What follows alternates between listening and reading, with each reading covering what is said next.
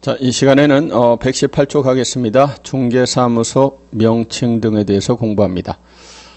굉장히 의무인데 길지 않아요. 짧게 규정된 의무입니다.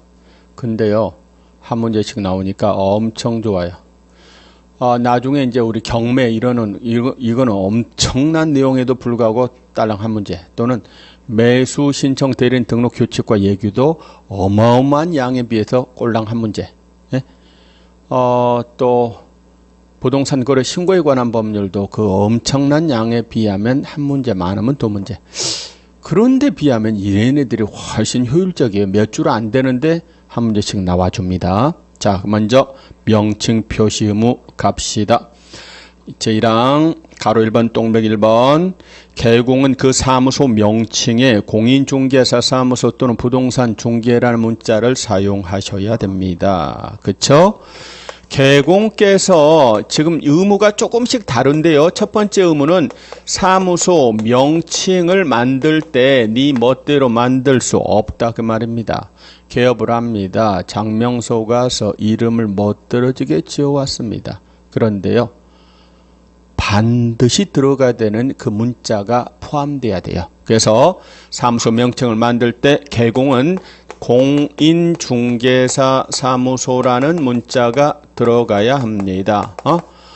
또는요, 부동산 중개라는 문자, 이 둘 중에 하나의 문자를 써야만 한다 그 말입니다. 자, 그러면 행복 부동산 중개 괜찮아요? 행운 공인중개사 사무소 괜찮습니다. 또는 섞어봅니다. 예를 들어서 코리아 부동산 중개 사무소 이렇게 붙여도 됩니다. 또는 코리아 부동산 공인중개사 사무소 이렇게 붙여도 됩니다. 그런데 죽도 밥도 아니게 애매모호하게 붙이면 안 됩니다.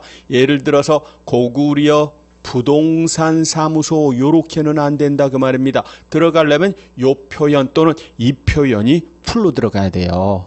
그리고 유권에서 법조문에 있는 건 아닙니다만 이 취지상 용어는 붙여서 사용해야 됩니다. 예를 들어서 중간에 다른 문자가 끼어버리면은 저 의미가 좀 퇴색됩니다. 예를 들어서 코리아 부동산 여기다가 법률 코리아 부동산 법률 컨설팅 중개 사무소 이래버리면 이게 애매모호해요. 뭘 말하는지. 그래서 보통은 요렇게는 붙여서 표현되는 것이 일반적입니다. 그렇습니다. 자, 그런데 말입니다. 부칙 6조 2항의 개공은요, 이 둘 중에 요거는 쓰고 싶어도 쓸 수가 없어요. 그렇죠?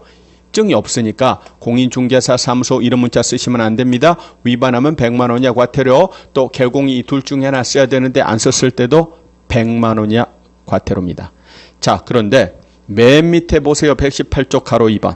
거기 보니까 이번에는 뭐라고요? 개공이 아닌 자는요, 이런 문자 쓰시면 안 된다고요. 아닌 자는 이런 문자 쓰시면 안 돼요. 아닌 자가 써버리면은요, 큰 문제가 발생해요. 아닌 자가 써버리면은요, 국민들은요, 진짜와 가짜를 구별하지 못하고 아닌 자한테 중개를 의뢰하고 엄청난 손해를 발생할 수 있다 그 말입니다. 그래서 아닌 자가 진짜처럼 행세하면 아닌 자 시리즈는 전부 다 형사처벌 1년에 1천입니다. 아닌 자는 형사처벌 1년에 1천입니다. 이어서 다시 동백이 3번 성명 표기 의무로 갑니다. 지금 공부한 건 사무소 명칭에 관한 의무였고요. 성명 표기는 전혀 달라요. 5개 광고물에다가 성명을 표기하시라 그 말입니다. 5개 광고물에다가 그렇습니다. 가로형 간판, 세로형 간판, 옥상 간판, 돌출 간판 같은 5개 광고물에는 개공의 성명을 거기다가 표기를 해 주셔야 돼요. 그런데 이 성명은 등록증에 표기된 성명하고 같아야 되겠죠. 예를 들어 등록증이 김계똥인데 실질적인 오너는 소똥이라고 그래서 소똥이라고 표시하면 안 된다 그 말입니다. 등록증상에 표기된 개공의 성명을 표기합니다. 공인중개사인 개공이면 네 이름 여기다가 표기하시면 돼요. 부칙 6조 2항의 개공입니다. 자기 이름 여기다 표기하시면 되는 겁니다.